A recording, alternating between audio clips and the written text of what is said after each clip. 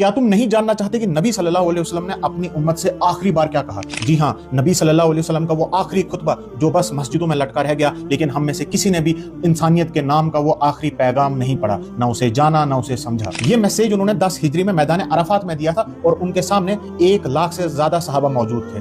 اللہ کی حمد و ثنا کے بعد انہوں نے فرمایا، لوگو میری بات غور سے سنو، میرا خیال ہے کہ میں تمہیں اس سال کے بعد شاید دوبارہ نہ ملوں۔ اللہ کے نزدیک عزت والا وہ ہے جو پرہیزگار ہے، کسی عربی کو اجمی پر یعنی کہ نان عرب پر کوئی فضیلت حاصل نہیں اور نہ کسی گورے کو کالے پر، صرف پرہیزگاری ہی بنیاد ہے۔ پھر فرمایا کہ اے قریش، قیامت کے دن ایسا نہ ہو کہ تم اپنی گردنوں پر دنیا کا مال لے کر آؤ اور باقی لوگ آخرت کا سامان لائیں، اور اگر ایسا ہوا تو اللہ کے عذاب سے میں تمہیں نہیں بچا پاؤں گا۔ یہ نبی صلی اللہ علیہ وسلم اپنے لوگوں کو بول رہے ہیں، ہماری تو بات ہی چھوڑو۔ پھر فرمایا تمہاری جان، تمہارا مال اور تمہاری عزت سیکرڈ ہے، مقدس ہے، پاک ہے، یعنی کہ کوئی اس کو وائلیٹ نہیں کر سکتا۔ فرمایا تمہاری عورتوں پر تمہارے کچھ حقوق ہیں، اسی طرح تم پر بھی تمہاری عورتوں کے حقوق ہیں۔ عورتوں سے اچھا برتاؤ کرنے کے ہمیشہ پابند رہو اور عورتوں کے معاملے میں اللہ سے ڈرو۔ تم نے عورتوں کو اللہ کی امانت کے طور پر حاصل کیا ہے، ان کی عزت کرو، ان کے لیے پرووائڈ کرو۔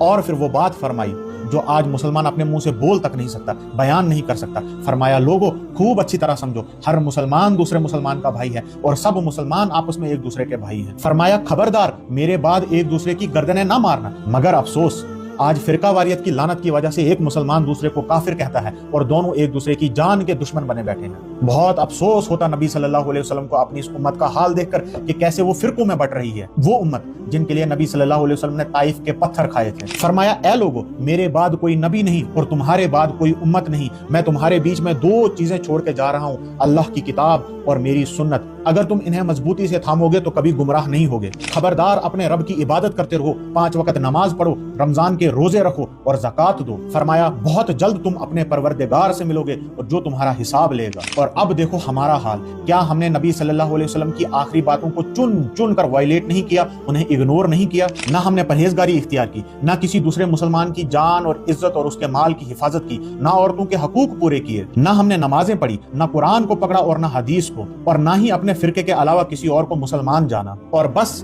اس دنیا کا بوجھ اپنی گردنوں پر اٹھائے ہوئے ہیں۔ ایک ایک چیز کو چن چن کر وائلیٹ کیا۔ اس خطبے کے بعد نبی صلی اللہ علیہ وسلم نے فرمایا کہ خبردار، جو لوگ یہاں موجود ہیں وہ میری ان باتوں کو ان لوگوں تک پہنچائے جو یہاں پہ موجود نہیں ہیں۔ میں نے یہ ویڈیو بنا کے اپنا کام کر لیا ہے، اب تم پر بھی یہ فرض ہے کہ تم اپنے نبی کی آخری باتوں کو ہر اس انسان تک پہنچاؤ جو اس سے نا واقف ہے، تاکہ ہم اس پر عمل کر سکیں اور کل نبی صلی اللہ علیہ وسلم سے آنکھیں ملانے کے ایٹ لیسٹ قابل رہیں۔